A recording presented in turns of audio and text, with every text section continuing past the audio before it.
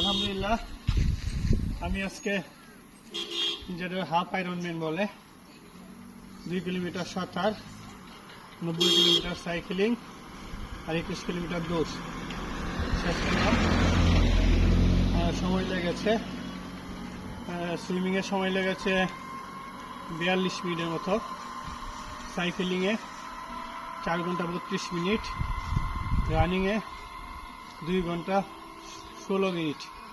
আলহামদুলিল্লাহ আজকে মালয়েশিয়াতে আয়রনম্যান হচ্ছে। আমিও হঠাৎ করে মনে মনে ভাবলাম যে চেষ্টা করে দেখি হাফ আয়রনম্যান দিতে পারি কিনা।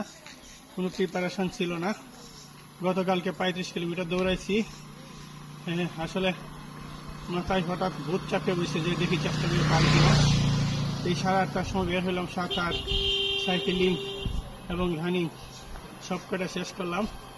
আলহামদুলিল্লাহ আল্লাহ